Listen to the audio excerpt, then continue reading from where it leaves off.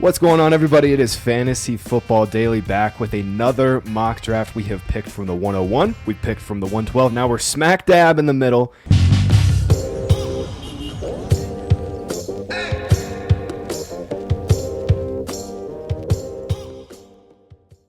I am joined today by our guys, Joe Dolan, who's the managing editor here at Fantasy Points, and our resident betting expert on everything betting. It's Tom Brawley. These guys are both on SiriusXM every single morning. They have been crushing it, going to 2 hours every single morning. So if you want to listen to more Joe and Tom, yeah, it's a marathon. It's a little bit of a marathon, that's for sure. And we have an earlier wake-up call. So we've been going 8 to 9 for since last football season, but now we're back to 7 a.m. in the morning. So that's been a little bit of an adjustment period here for me and Joe this week. Yeah, well, we deserve it, though. Fantasy Points deserves the 2 hour window. We get 2 hours of great content every morning on SiriusXM, so make sure you check them out every single morning. They will be 2 hours every single morning for the rest of the season. Let's get this draft started here, guys. No surprises. Bijan and Gibbs go 101, 102. We got Puka and Chase at 103, 104. We will be picking smack dab in the middle here at 106. What are we thinking here, Joe? Yeah. There you go, I mean, JSN. I think a JSN goes 5. That's interesting. I don't know, Tom. I think I might lean Jonathan Taylor, but Christian McCaffrey is the kind of the play to win pick here, right? Yeah, when I'm faced with this situation, I've been going Christian McCaffrey over JT. I think consensus right now, if you're on underdog or doing any kind of best ball drafting, and Taylor seems to be going ahead of McCaffrey in most situations, but I've been going McCaffrey. So what do you think, Graham?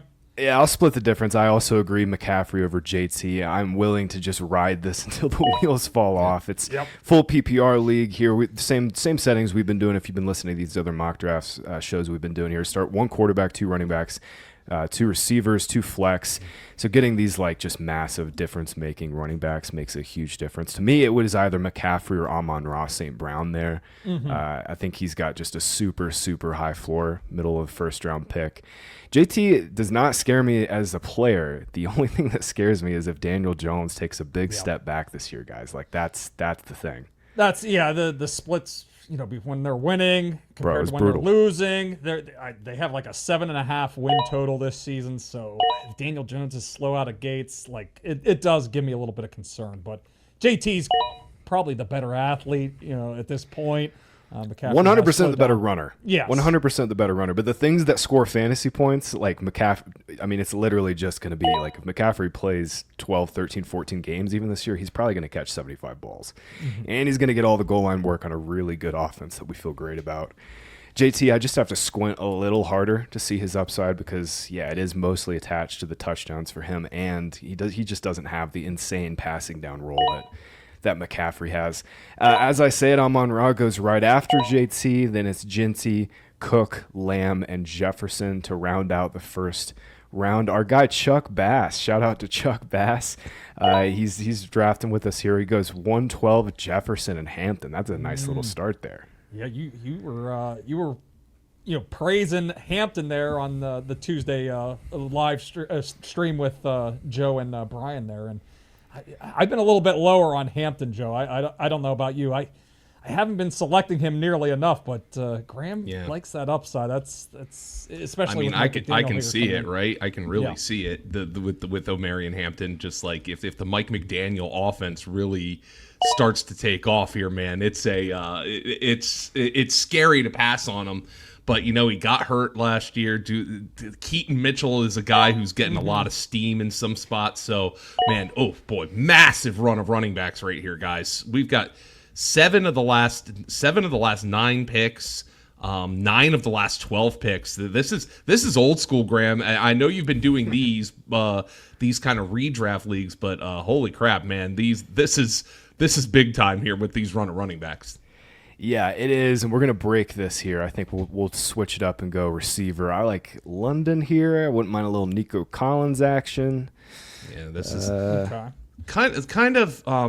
this is kind of getting to the point where I don't like 100% love like the AJ back Brown. half of the first, the back half of the second round and like the middle of the second round are kind of the same to me.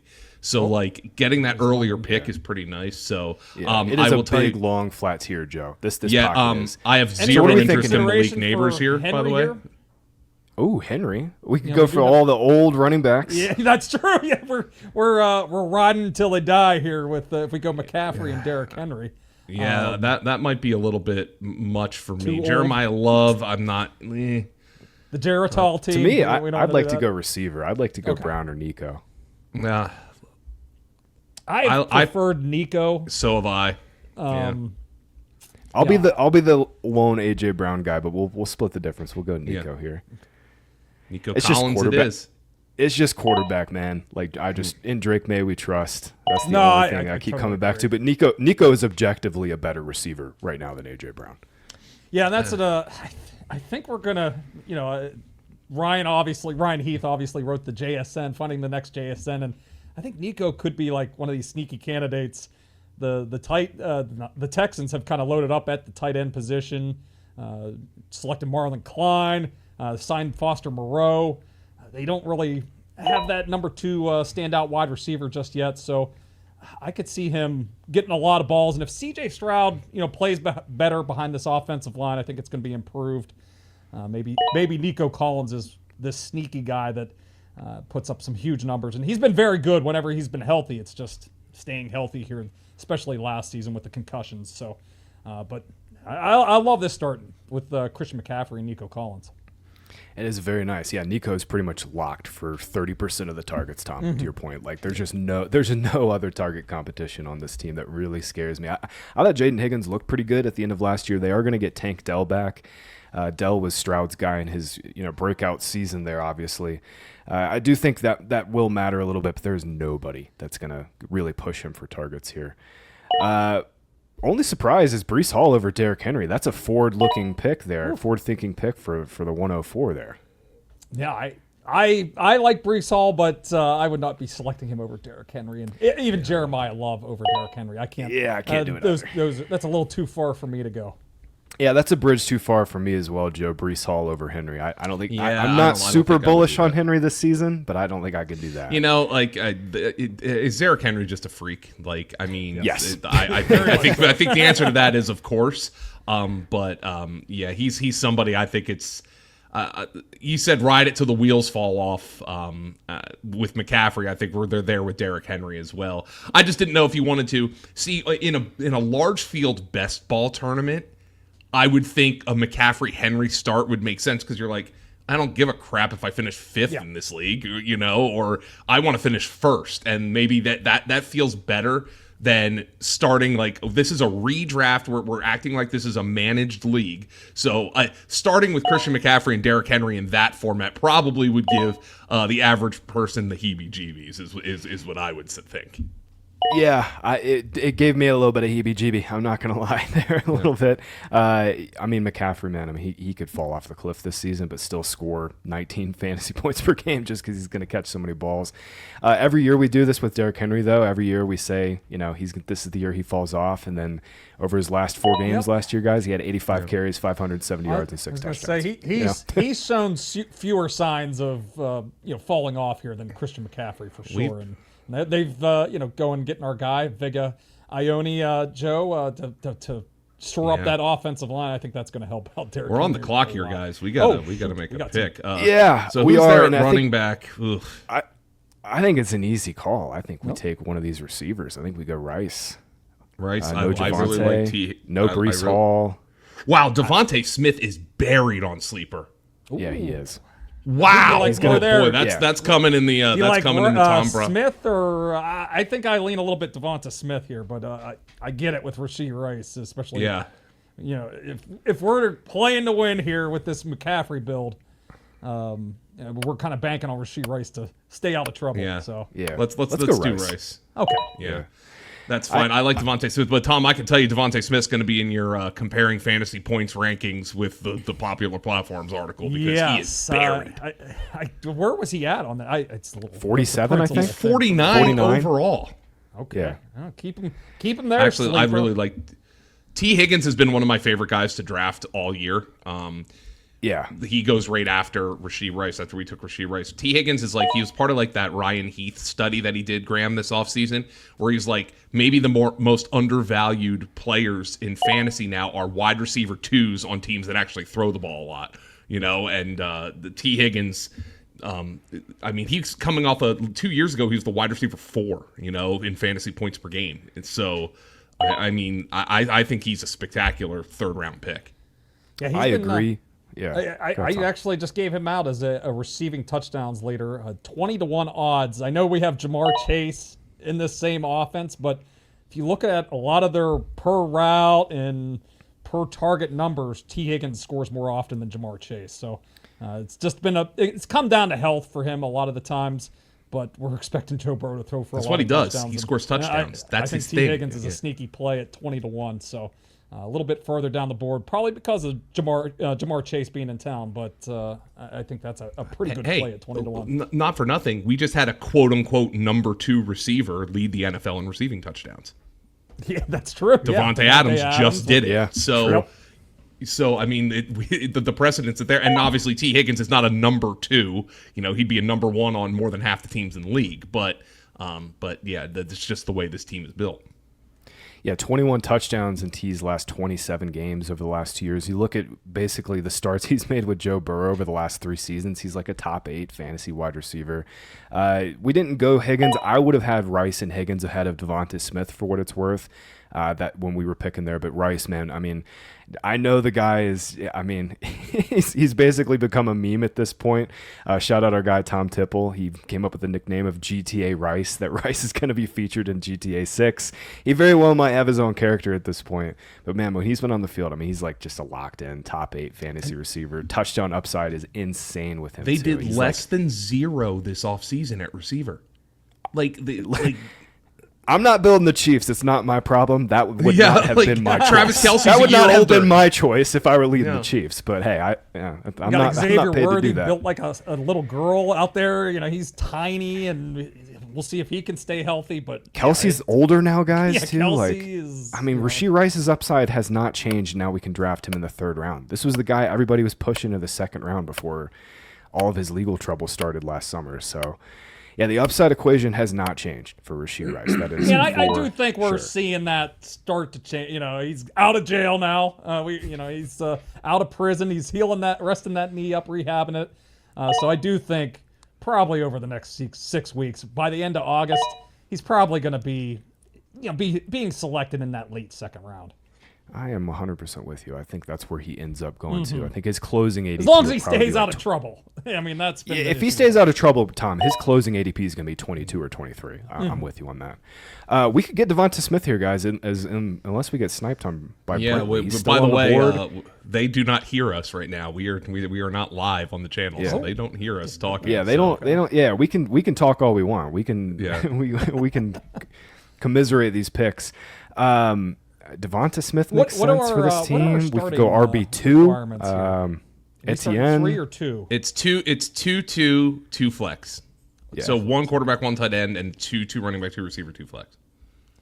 What do we have left at running back? Etienne, I should say. Etienne. Yeah. And by the way, go ahead. According to the Motion Man, Etienne is our clear pick by projections. To me, it's like DeVonta Smith is such a sexier pick. Maybe we've got our anchor. Yeah, I think. Yeah. Yeah. Give me DeVonta Smith. Yeah. We were debating DeVonta Smith versus Rice a round ago, and we're getting them here. I think. Yeah. So I think I think we're seeing sleeper at play here. People are. Oh, DeVonta Smith is. Oh, there he is. I've done so many freaking underdog drafts. I'll be doing them for as long as I can, I guess. And I'm so underdog and best ball brained right now that this build is kind of like blowing my mind. Yeah. Like to me, Nico Collins, Rashee Rice, and DeVonta Smith should all be going like back to back to back in drafts. Yeah, and we just got all 3 of them. We can push running back. I've always been a big fan of the hero running back builds, and there's literally no better hero running back than Christian McCaffrey. We will need to get a little lucky on maybe Etienne or Scadaboo or Montgomery falling here. We'll see.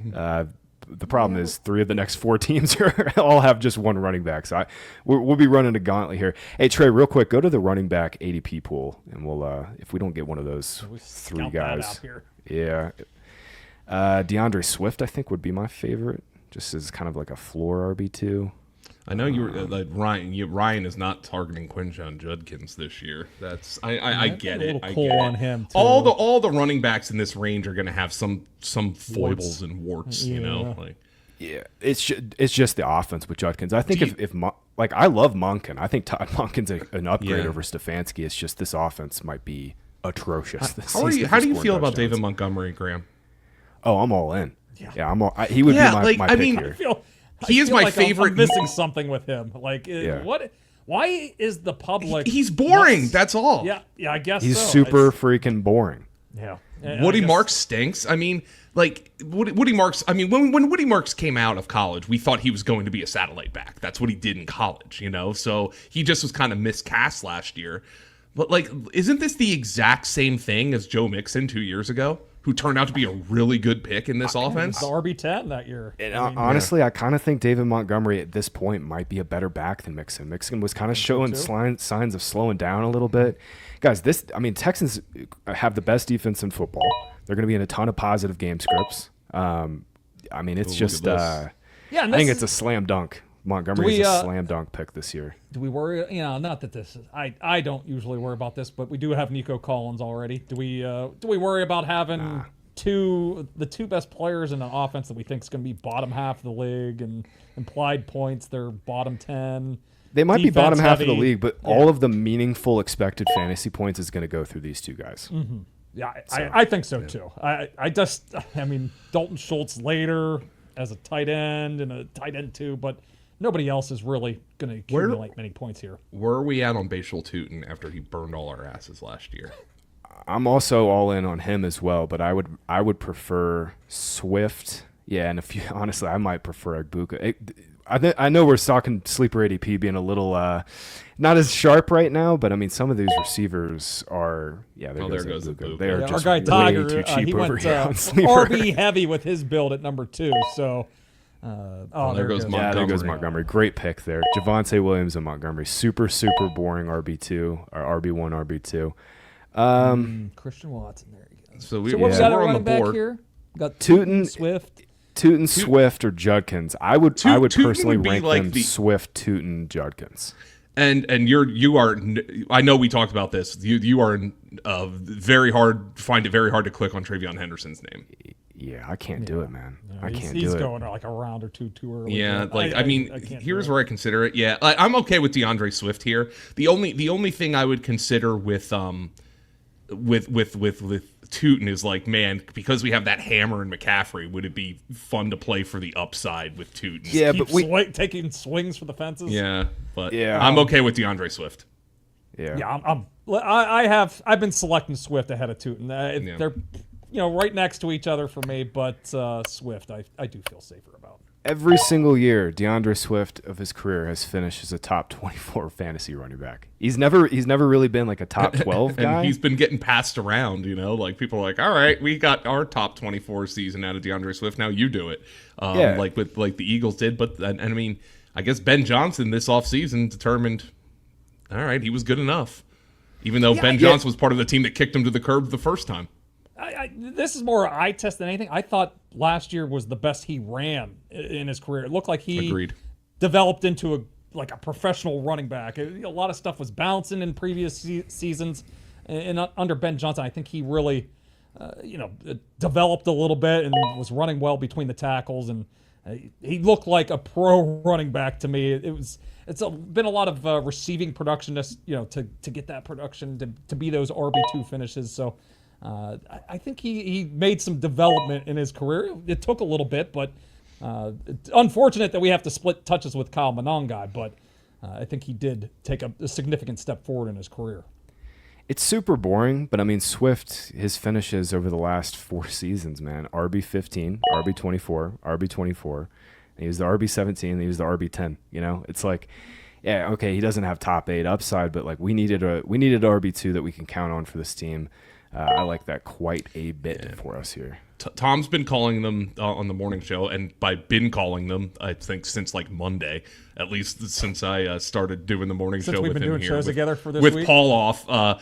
He's called them the vegetable backs. You know, you just they're your just kind of your boring. Just put them on your plate. They're a side dish, but they're part of a balanced diet. Yeah, broccoli's listen. Broccoli's not the best tasting food, but it's full of fiber. You know, you can't go you can't get much better I go with soluble fibers. Metamucil to avoid eating broccoli, but you know, if I have to eat my broccoli, I don't have the Metamucil available. I will eat the broccoli. I'm a Brussels sprouts guy. Yeah. Oh, me too. Grilling me too, season Joe. right now too. Yeah. So. Yeah. Well, yeah, it's a grilling season. My grill ignition didn't make the move, so I have to do it.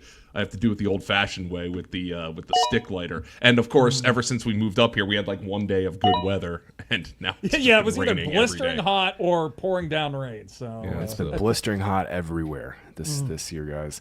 Hey Trey, go back over to the running back. I was gonna actually cape up for Ramondre here. I do think we could use a third running back here. Any guys you feel very strongly I think it's about? obvious to me. I think it's obvious to me right now because Tom and I were talking about him today. You want to talk vegetables?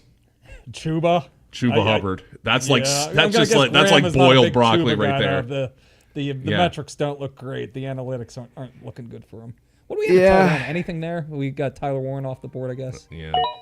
Kyle Pitts or Harold Fannin to me. That would be the two for those guys. Yeah, I agree. Oh, Tucker Kraft just got sniped. I'd love Tucker Kraft this year. Yeah, I do like Tucker Kraft too. I'm cool with Chuba for this team. We could use it as a floor running back. The thing about Chuba is or just Pollard. I mean, I actually feel I've been better. more Chuba. I do see Pollard has started to jump Chuba. Like Tyjae Spears and Nicholas Singleton might actually be more intimidating behind Pollard than Jonathan Brooks. Man, Jonathan Brooks is a complete unknown. Yeah, have you? I know you were a Jonathan Brooks guy coming out, Graham. Have you been drafting much of him, or have you been? I'm very scared with this 2 consecutive ACL injuries and barely playing the last 2 years. I did love him coming out as a prospect. Let's go here, Chuba. we'll go Chuba. Yeah, we'll go Chuba here. I did love Brooks coming out of a prospect, but man, I mean, at this point, if they can get change-up carries out of him, like 8 to 12, I think that's kind of what they have in mind for him. Mm-hmm. I do think there's an upside case that, okay, maybe he is fully healthy. He is the more explosive runner. He could take over this backfield at some point this season. I would put that likelihood at like maybe 25%. Yeah. It's not super high, but to me, yeah, I mean, it's going to be at worst for Brooks, a split backfield where it's 50-50. But I think Chuba comes out as the clear starter.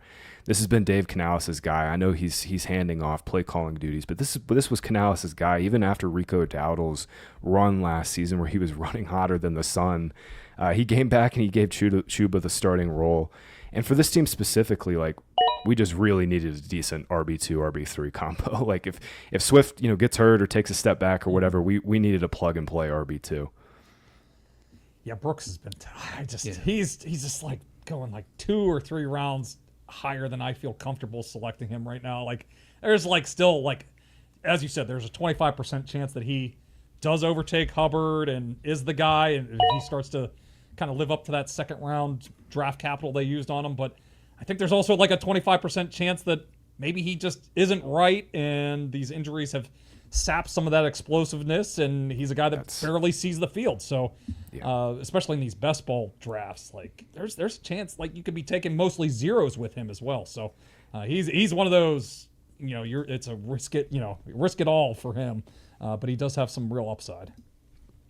He's only 22, so that does give me like a little bit of hope. He was very young coming out, so you'd say, okay, yeah, he's just a younger guy. Maybe he can come back, but a double ACL, man. And then, he potentially had a setback on top of that ACL before he re-injured it too. It's like that knee that as might his be rookie season. Like we were like, when is he getting back? He suffered that injury in November at Texas, and he, wasn't even like practicing at the start of the season. And it seemed like he was kind of rushed back, and then he suffers the injury again. Yeah, there could be a lot wrong within that knee. Brad Idzik taking over play calling duties from Canales, but this is still a Canales offense, and Canales has been a great run game coordinator really since he started calling plays back with the Bucks. I'm in on Chuba Hubbard. I think it's a fine pick, absolutely fine pick in the middle of the 6th round. All right, we've got 3 great receivers here, guys. Nico, Rice, DeVonta Smith. Feel very, very good about that. I do think we could maybe switch to tight end if we wanted to. Pitts, Fannin, both on the board here. Look there. We probably see. We got Fannin, Kelsey. Yeah. Nah. I'd rather have Pitts or Fannin. I kind of like Laporta. When Rice has been healthy, Kelsey's been like borderline unusable in fantasy, like back in. Oh yeah, 10. we do have both of them. Yeah. I'd say I think we got back there's only 2 people that have selected tight ends behind us. Yeah. So we might have a little bit of a tight end run. I still feel comfortable maybe going. Well, there goes Pitts. There goes Pitts. So if we want a tight end, it'd be Fannin to me. Can we take one more look at running back, Trey, before we make this pick? Dowdle. I mean, I love Quorum in best ball, but he what could about be a Jadarian Price here? Oh, I'm you're not like tickling high my on him, pickle but here, this Graham. This is Tom and I had a talk about Jadarian. We took the safe guy with Chuba. Yeah, let's take like the upside guy. here. Let's take Jadarian Price. Yeah, I like I'd that. say we're kind of finished at running back after this, but yeah, we're that completely combo. done at running back. So actually, I think we're totally I done think at we're running back. get a good tight end coming back here. I mean, Yeah. we got Laporte. I like Dallas Goedert a lot. You were saying we already have Rashee Rice, so Kelsey doesn't make a whole lot of sense, but I know I'm with you guys this year. I don't really love going 3 receivers in rounds 2 through 4, but I think we've nailed it honestly. Oh, with Swift, Hubbard, and Price. getting That's an upside running back like Price here, like it's so easy to make the bull case for Price.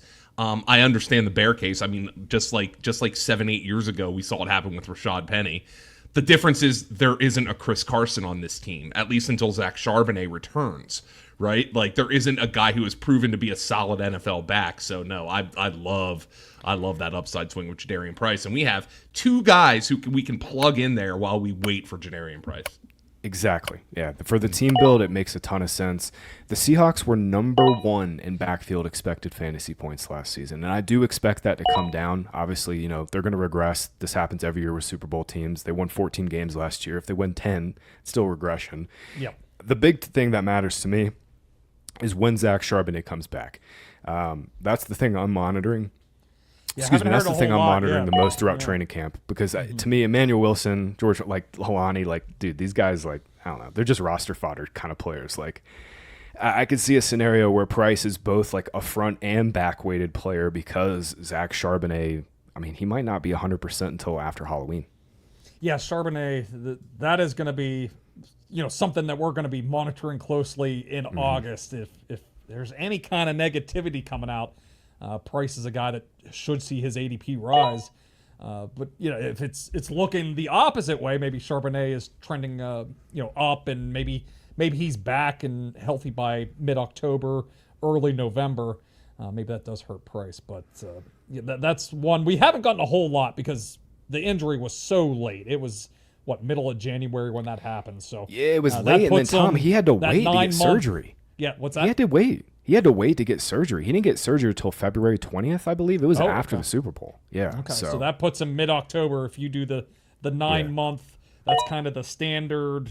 You got to rest for 9 months if you have just the ACL. So that's maybe I need to be higher on Price. I thought I was going to be super high on him, and I feel like I've cooled off a little bit. And doing the radio show with Joe here this morning, he's still very high on Price, and maybe I need to reconsider him a little bit more. I think it's 2 things with him. I think a lot of people got burned by rookie running backs last year, and I think just it's just a little bit of bias from last year. But it's also Price, to be honest, he's not necessarily a slam dunk prospect. I thought his rushing metrics were very good, but he only caught 6 passes last year. I went back and watched all of them. 3 of them were on swing passes, but he did he had his hands out in front. He showed the ability to track and catch the ball. But yeah, I mean, he was just not close to a slam dunk prospect at all. All right, Trey, I see you queuing up some receivers here, man. We got our 2 tight ends that kind of, Fannin and Pitts. Laporta's gone. I think we just push tight end, to be honest here, guys. At this point. I'm fine with that. It's a big, long, flat tier. We need to get a quarter. We got 3 picks left here, so we need to get a quarterback and a tight end at some point. What do we got for the quarterback position? Yeah, I think, honestly, we could push quarterback as well. This is a big flat tier. Unless you guys feel real strong about, let's see, Herbert is gone. That's kind of my guy right now. He just went, actually. Yeah. Oh man, there's a bunch that look good here. Yeah, let's push quarterback and tight end. I think this is a wide receiver spot. Yeah. Yeah. I would have maybe said Corum just as like one more bench stash, but he just went as well. Yeah. Corum's is such an easier click in best ball because you don't have to worry about him clogging your roster at the beginning of the season because Corum's entirely a bet on Kyron getting hurt, right? Like that's what that is because if he does, he becomes like a top 5 running back.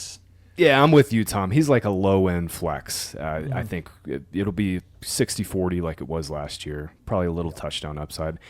Trey, you didn't put Quentin Johnston in here, man. Like what? Like he's been your guy. Quentin Johnston, not in the queue. I would honestly have Mekhi Lemon as the highest ranked player of all the receivers in this queue, but I don't want to take 2 Eagles receivers for this team. No, I'd rather not. I love Jalen Hurts, but not that much. Literally one just player Quentin left. Johnston here. Quentin Johnston. What do you guys think here? QJ, I am into QJ. Wandale, we could go floor if you feel like we need a floor receiver for PPR. Jaden Reed's interesting. You guys like Ricky Addison Pearsall is at kind all? of like a tier below these guys to me. Jordan Addison, you guys like it all? Nah, I like QJ more. Okay. Yeah. All right, let's go QJ. Yeah, let's go QJ. Oh, QJ. baby. Get him. Why do you like QJ so much? I've warmed up to him. I do think we're going to get maybe some more of the after catch stuff that we saw at TCU. I think he's been kind of misused a little bit. Is that part of the reasoning? Yeah, I think there's some undertapped upside here, man. I think, you mentioned, the horizontally breaking routes, him being such a good, player on those as well. Obviously, he's been a good deep threat.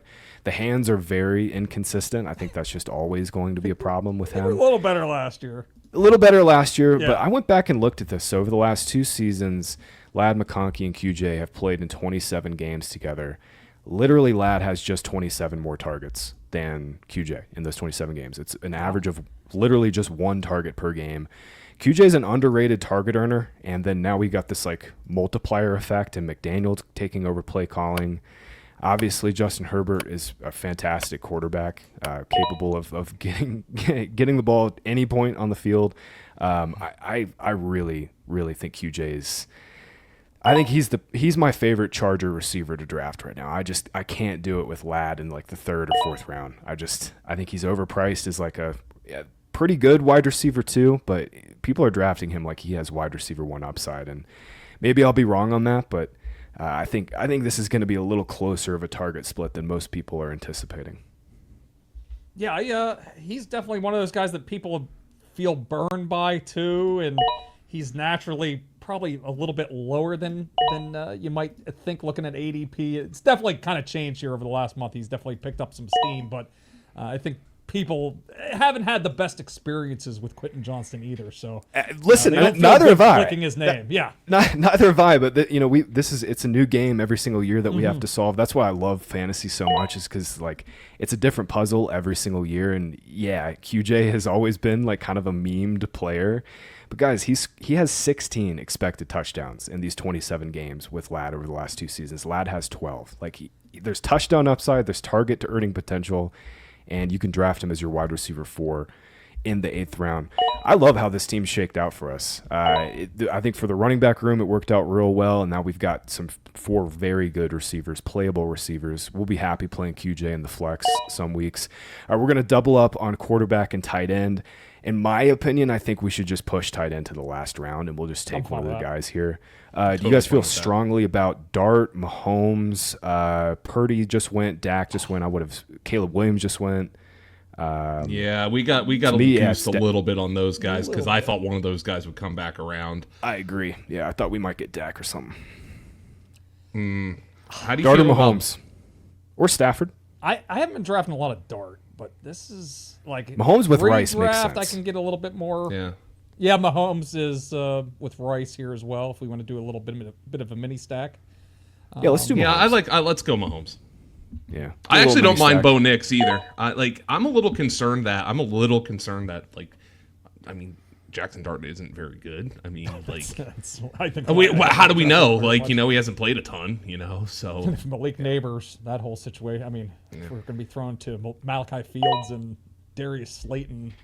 Isaiah Likely, obviously, he's still there too. But the rushing upside is the main thing with Dart, Joe. Because I'm with you. We've got questions with him as a passer, and especially if Neighbors isn't fully healthy. But yeah, that rushing upside is pretty. But my thing is nice. I could draft Malik Willis if I'm later in the draft if I'm drafting for rushing upside. So I feel like he's got to make some progress as a passer to feel better about selecting him over like a guy like Mahomes. So yeah, I don't love Mahomes this year either, but that stack's okay.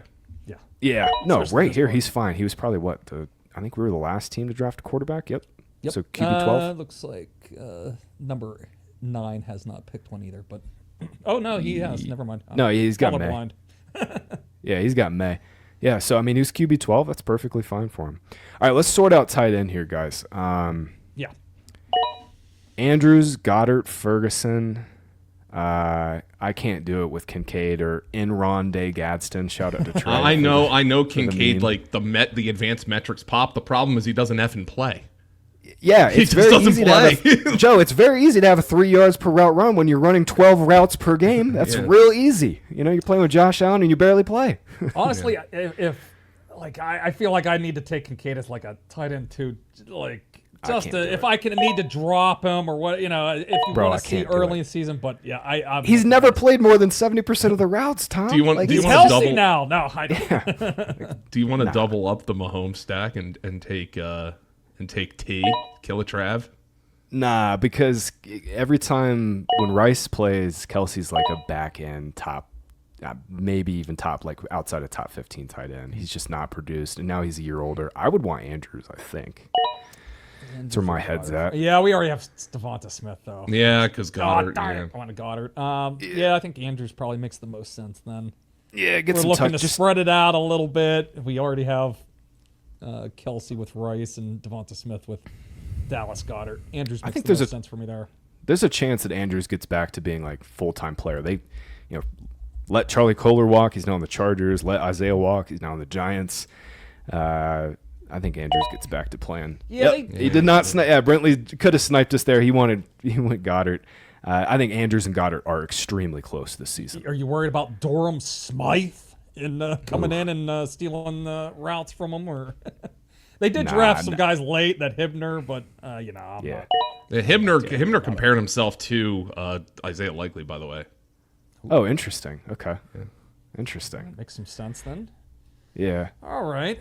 Well, this team shaked out great here, guys. We took McCaffrey here at 106, came back, took 3 straight receivers, all of which I expect to be 28, 30% target share this season. And then this running back room shaked out real well for us. Swift, Hubbard, and Price.